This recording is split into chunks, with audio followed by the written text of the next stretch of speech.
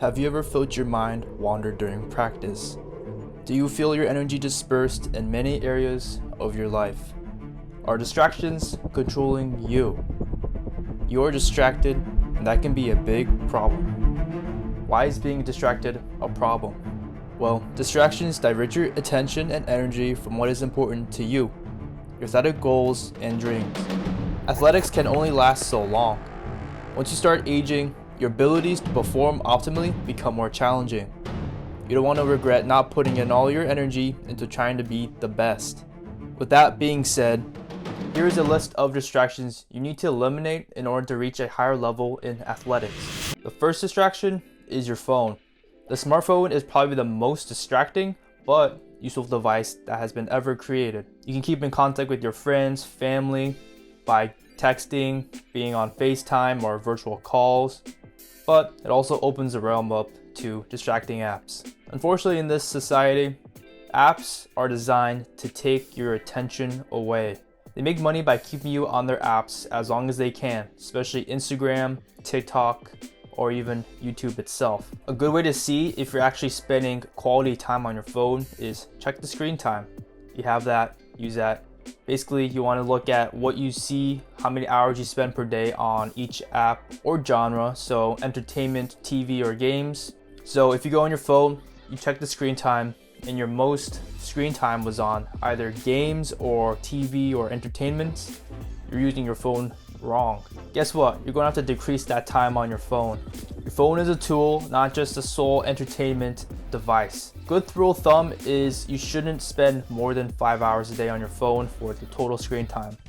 And if the majority of that is from entertainment or games, you're going to have to decrease that to at least 1 hour. So why do I recommend to eliminate this? Well, that's because people usually view these things during the nights or when they actually are doing something productive. So before you go to sleep, people like to be on social media or they just like to watch shows, and that tends to cut your time of getting the recovery you need. Especially as an athlete myself, I need to sleep at least 8 hours or more in order to feel rejuvenated and recovered.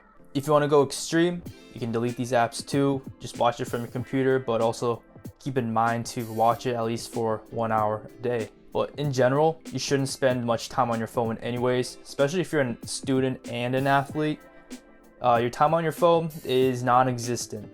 You're going to be spending most of your time studying, going to practice, or sleeping. Those are the main things that'll take up your day. So being on your phone should be the last thing you should be doing. So the second distraction is being in meaningless friendships or relationships, especially the ones that are toxic.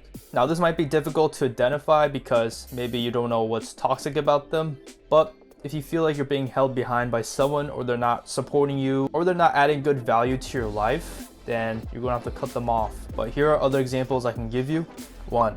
Your friend asks why you're doing something, and they start saying how dumb it is or how you won't reach your goal because not many people have done it. 2. All your friends talk about are other people, especially in a negative way, so slander. 3. Maybe you need to encourage your friend, but if your friend is not doing anything to level themselves up after you suggest it to them 10 times or more, then they gotta go. 4. They only care about how you are perceived by the public/others, and they only want to be seen in public with you. 5. If your friend never gives you constructive feedback when you ask, or only tells you what you want to hear.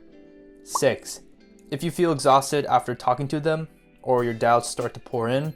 7. Your friends don't celebrate with you or take the time to talk to you. Of course, these are just general things that you should look out for. There's many more out there, but the gist is if they don't support you, they don't actually want you to improve or be better than them, and their ego always gets in the way, or they're trying to bring you down, those people, they gotta go. The third distraction, social media. This ties in with your phone, but of course your phone can be used in other ways like communication or researching. So I have to make social media as a separate category. So some rules with social media I like to follow is, firstly, be on social media to create, promote yourself, start a brand like what I'm doing with Improve It, have a mission, start giving out advice, tell people your story, so then you can help people on their journey, like what I'm doing right now. Also with creating, you are your personal brand, so it will be easier for you to get other partnerships or brand deals because you're more present on social media. they see your influence and potentially they want to connect with you. The second rule I like to follow is don't doom scroll or mindlessly scroll on Instagram or whatever social media you use. The main purpose of consuming content is either seeing people life updates or maybe getting an idea or see how other people do their creation. If you're new to content creation, maybe you want to gain inspiration from other creators. That's a good idea, but don't let that be an excuse for you to be on social media for more than an hour a day. The third rule is to disable notifications. Any notification that comes through social media is irrelevant. It's not important. Maybe you're in a group chat and people are sending reels or whatever. Those aren't important for you. That's just a distraction, and that's another excuse for you to be on social media and waste your time. So if you're not into content creation and the only reason you're on social media is to post pictures, connect with other people, consume content, my best advice to you is to delete the app, especially if you're spending way too much time on the app. Delete it. You're not using it as a creation tool, you're just consuming. It's taking up all your time, the time that you use for training, recovery, or studies. Just delete it. It's not serving a great purpose for you. The fourth distraction is kind of tied into your phone, but you can use this on your computer, but that is entertainment. Now, entertainment, like watching shows, is a really good, healthy distraction, especially if you have a lot of things going on in your life or in your mind. It's a good distraction to watch shows, get some comedy in, get some good laughs. That's what a good, healthy distraction is. Of course, you should be watching this as either from a break or when you complete your homework.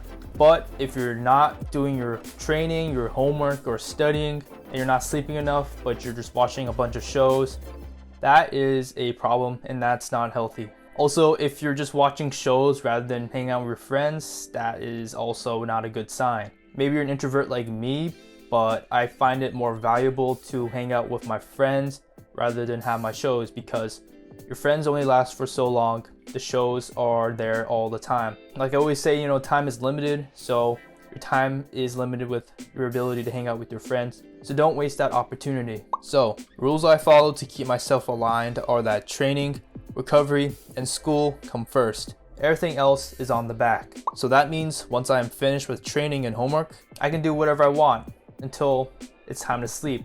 So what that means is if I do all the tasks I need, I trained, I did my homework, I studied, and I have enough time to sleep enough, then all the available time I have left, I could do whatever I want. Of course, this is just a suggestion, you don't have to follow. But this is what I found helpful for myself.